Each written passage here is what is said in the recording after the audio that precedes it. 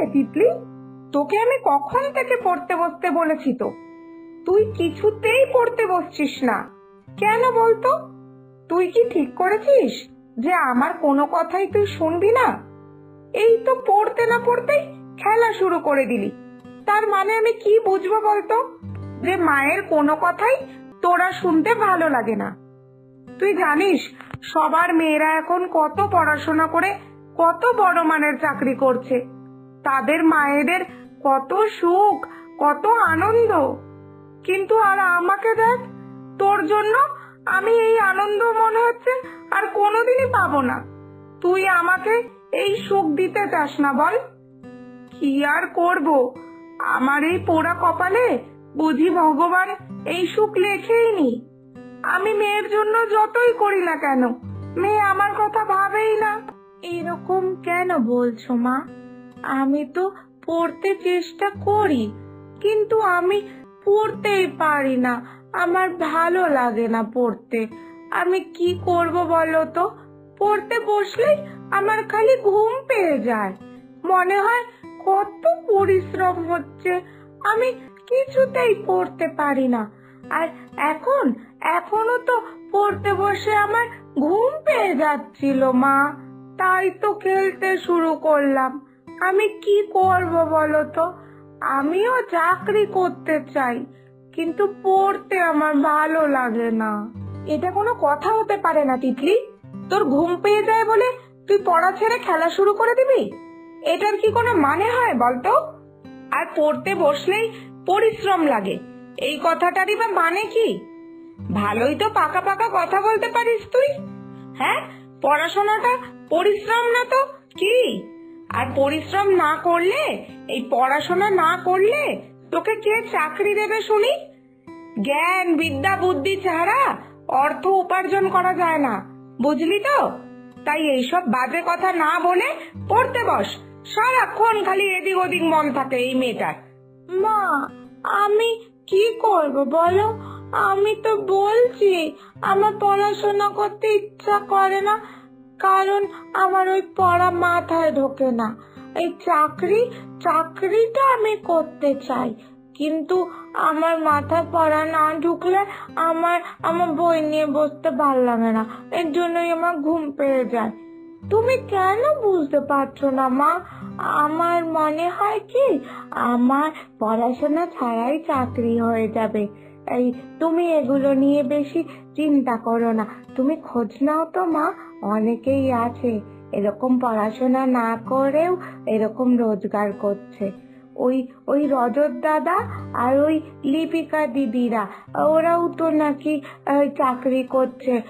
কোথায় ওরা অনেক বেশি মনে হয় এই পড়াশোনা করেনি। ও তাই না? রজত আর লিপিকা, ওদের যে চাকরিটা হয়েছে, ওরা পড়াশোনা না করেই চাকরিটা পেয়েছে, এই খবরটা তোকে কে দিল? মনে মনে মন গড়া কথা বললেই হয়ে গেল নাকি? কখনোই সম্ভব না এরকম। ওরা খুব ভালো ছাত্রছাত্রী ছিল, পড়াশোনা না থাকলে কোনোদিনও কেউ চাকরি পায় না। এই একই কথা তোকে আমি আর কতবার বোঝাবো বলতো? তুই চেষ্টাই করিস না, পড়তেই তো বসতে চাস না, পড়া মনে থাকবে কোথা থেকে? তুই ভালোভাবে পড়ার চেষ্টা করলে, পরিশ্রম করলে ঠিক পড়া মনে থাকবে।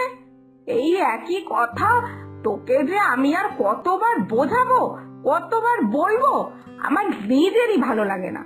দূর, যা খুশি কর গিয়ে, বুঝবি বড় যখন হবি তখন বুঝতে পারবি মা কি বলতো।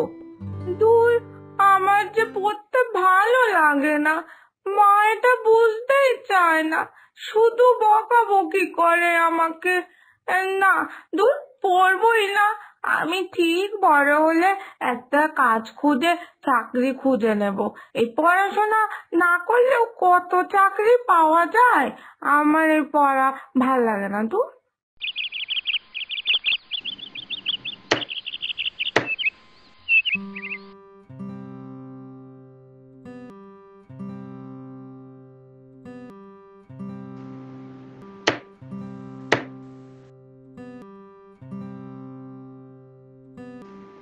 এই কি গো বকুল বউ, শুনেছো? আমাদের গ্রামের ওই রতন কাকার মেয়ে গো, ও নাকি ডাক্তারি পরীক্ষাতে পাশ করে গেছে গো। এবার নাকি শহরে যাবে ডাক্তারি শিখতে। বাবা গো বাবা, ভাবা যায় বলো দেখি? কি ভাগ্য করে রতন কাকা অমন একটা মেয়ে পেয়েছে। কি জানি আমার মেয়েটা তবে কেমন হবে বড় হয়ে। পড়াশোনা তো মোটেই করতে চায় না, জানো না? পড়াশোনা করলে এখনকার দিনে চাকরি বাকরি পাওয়া অনেক সোজা, কিন্তু পড়াশোনা না করলে তো না পাবে ভালো চাকরি, আর না দিতে পারবো মেয়েকে ভালো একটা ঘরে বিয়ে। কি যে হবে কে জানে। আর বলছো কাকে? আমার ঘরেও ঠিক একই গল্প। আমার মেয়েটাও তো পড়তে বসতেই চায় না, আর পড়তে বসলেও বলে কি না, পড়তে বসলেই নাকি ওর ঘুম পায়। পড়া নাকি খুব পরিশ্রমের কাজ, অত পড়া টড়া ওর মাথায় থাকে না। বোঝো কাণ্ড। আমি যা বুঝেছি, এই মেরে বকেও এদেরকে কোনো লাভ নেই। এখনকার দিনের বাচ্চাদের আবার খুব অভিমান হয়েছে গো। বেশি বকলে মারলেও আবার হবে না। বুঝতেই পারছি না ওকে কিভাবে শুধরাবো। বুঝিয়ে বলার চেষ্টা তো করি, কিন্তু ও গুরুত্বই দেয় না। কোনোভাবে আমাদেরকে একটা উপায় বার করে ওদের বোঝাতে হবে, বুঝলে? যে এই পড়াশোনা না করলে ওদের জীবনটা কিন্তু একদম অন্ধকার। কি উপায় করি বলো তো? মনটা একদম ভালো লাগছে না গো। ছেলে মেয়েরা ভালোভাবে পড়াশোনা না করলে, মানুষের মতো মানুষ না হলে এই শান্তি লাগে বলো তো? আমার ছেলেটাও তাই, পড়তেই চায় না গো, কোনো কথাই শোনে না। যদি তোমরা কোনো উপায় পাও তাহলে আমাকেও জানিও। আমিও একবার চেষ্টা করে দেখবো যাতে আমার ছেলেটা কথা শোনে। অন্য কোনো উপায় মানে মারা বকা ছাড়া যদি বুঝিয়ে সুঝিয়ে ছেলেটাকে একটু মানুষ করতে পারি গো। কি যে জ্বালাতন। হ্যাঁ সেই, আমিও তো ওই উপায়টাই খুঁজছি। যদি পাই তাহলে তোমাদেরকেও জানাবো। আচ্ছা, এখন চলি গো। না জানি আমার মেয়েটা একা একা ঘরে আবার কি দুষ্টুমি করে বসে আছে। নেহাতি ঘরের এই জ্বালানির কাঠ শেষ হয়ে গেছে, তাই তো তড়িঘড়ি করে তোমার বাড়িতে এই কাঠ নিতে এলাম। না হলে আমি বেশিক্ষণ একদম মেয়েকে একা একা ঘরে রাখি না, ভয় হয় মনে। যা দুষ্টু হয়েছে না, পড়াশোনা তো করেই না, খালি খেলাধুলা আর দুষ্টুমি বুদ্ধি। আচ্ছা চলি গো এখন, কেমন? সত্যি এবার কিছু একটা ভাবতেই হবে। সবার ছেলে মেয়েরা কত সুন্দর মানুষ হচ্ছে, আর সেই সময় দাঁড়িয়ে আমার মেয়ে কিনা পড়াশোনাই করতে চায় না। এটা কি মেনে নেওয়া যায়? কি যে এমন করি যাতে মেয়েটা একটু পাল্টে যায়, পড়াশোনায় মন দেয়। উফ, এত চিন্তা ভাবনা না আর ভালো লাগে না। একই সংসারে অভাব শেষ হয় না, তার মধ্যে এই মেয়েটাকে নিয়ে হয়েছে আরেক জ্বালাতন। দূর, একদম পারা যায় না। ও মা, মা, কি করছো গো এটা? কি মজা লাগছে দেখতে। এটা এটা আমাকে করতে দেবে মা? দাও না, আমিও একটু করি। কি সুন্দর তুমি এটা ঘোরাচ্ছ। আমি আমি পড়াশোনা পারি না ঠিকই, কিন্তু এটা আমি পারবো, বিশ্বাস করো মা। আমাকেও একটু দাও না এটা করতে, আমিও একটু এটা ঘোরাবো। দাও না মা। কি অবস্থা তিতলি তোর? প্রতি বছরই তো আমি এই জাতিটা দিয়ে চাল গুঁড়ো করি শীতের সময়, তুই এটাও ভুলে গেছিস? কি বলবো আর, না পড়াশোনা করে করে সারাক্ষণ শুধু খেলাধুলা করে আজকে নিজেকে কোন অবস্থাতে নিয়ে গেছিস দেখ। এর জন্যই বলে ভালো অভ্যাস মানুষকে ভালো বানায়, আর খারাপ অভ্যাস মানুষকে এরকম বোকা বানায়, ঠিক তোর মতো। দেখ তুই এবার কিরকম বোকা হয়েছিস, কিছুই মনে রাখতে পারছিস না। ভগবান, আমি যে এই মেয়েকে নিয়ে কি করি। এই মেয়ের তো দেখছি সাধারণ কথাগুলোও আর মনে রাখার ক্ষমতা নেই। কেন মা এরকম করে আমাকে কেন বকছো বলো তো? আমি আমি কি করব?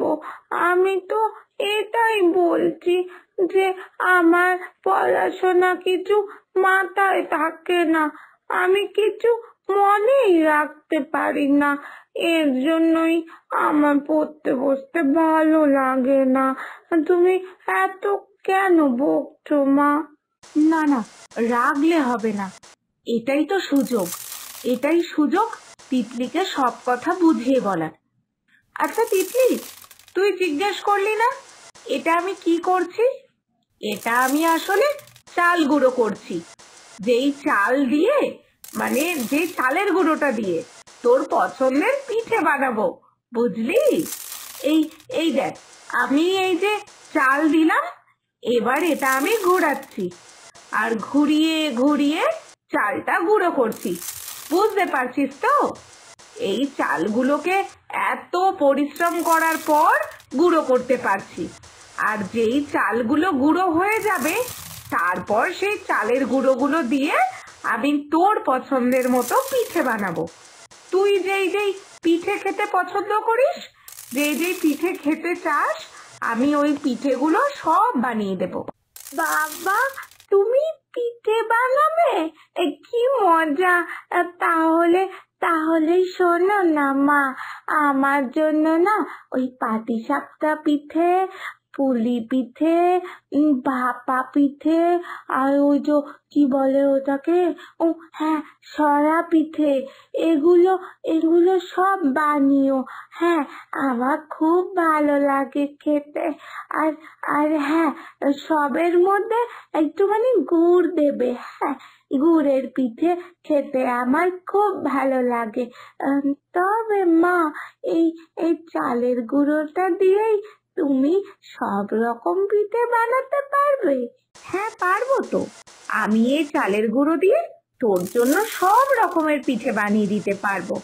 এই দেখ না, আমি ঠিক কিরকম ভাবে, মানে যেমন ভাবে কষ্ট করে চালগুলো গুঁড়ো করছি, আর তারপর সেই চালটা গুঁড়ো হয়ে গেলে সেই চালের গুঁড়ো দিয়ে তোর জন্য সব রকমের পিঠে বানাতে পারবো। তেমন ভাবেই তুইও যদি পরিশ্রম করে পড়াশোনা করিস, তাহলে তুইও মনের ইচ্ছা মতো চাকরি করতে পারবি। তোর পড়াশোনাটাও হলো এই চালের গুঁড়োর মতো, একবার যদি পরিশ্রম করে করে ফেলতে পারিস, তাহলে এই পড়াশোনাকে কাজে লাগিয়ে অনেক ভালো ভালো চাকরি করতে পারবি। আমি যেমন আমি যেমন তোর খুশির জন্য এত পরিশ্রম করে এই গোটা চালগুলোকে গুঁড়ো করছি, ঠিক তুইও আমার খুশির জন্য অনেক পরিশ্রম করে পড়াশোনা করে চাকরি করতে পারবি না মা? আমার বিশ্বাস তুই পারবি, তুই ঠিক পারবি, একবার চেষ্টা করেই দেখ না।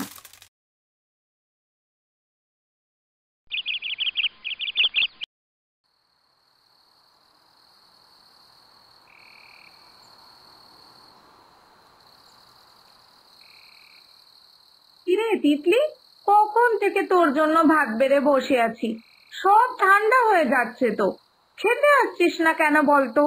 সেই সকাল থেকেই বই নিয়ে যে বসেছিস, আর ওঠার তো নামই নিচ্ছিস না। এই এই তো মা, আমার হয়েই গেছে, এই শেষের পড়াটুকুই করছিলাম। জানো মা, আমি কিন্তু এখন একা একাই অনেক অনেক কঠিন কঠিন অঙ্ক করতে পারি, আর পড়াও মনে রাখতে পারি। এই মাস্টারমশাই আমাকে বলেছেন যে আমি নাকি ক্লাসে এখন অনেক ভালো পড়াশোনা করছি, অনেক ভালো ছাত্রী হয়ে গেছি।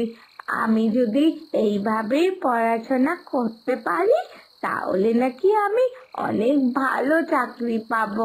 জানো মা, মাস্টারমশাই আমাকে এগুলো বলেছে। দেখলি তো মা, তোকে আমি বলেছিলাম না, চেষ্টা করলেই ঠিক পারবি। আমাদের এই পড়াশোনাটাও তো ওই চালের গুঁড়োর মতো, একবার চালের গুঁড়ো করে ফেললে যেমন মন পছন্দ মতো সব রকম পিঠে বানানো যায়, ঠিক পড়াশোনাটাও একবার করে ফেলতে পারলে মন পছন্দ মতো চাকরিও পাওয়া যায়। যাকগে যাক, এই কথাটা যে তুই বুঝে ফেলেছিস এটাই আমার কাছে অনেক বড়। চেষ্টা করলে সব পাওয়া যায়। নে নে, এবার খেতে চলে আয় তো বাপু, আমার অনেক কাজ পড়ে রয়েছে। তোর খাওয়াটা হলে আমি এই দিকটা তো গুছাবো নাকি।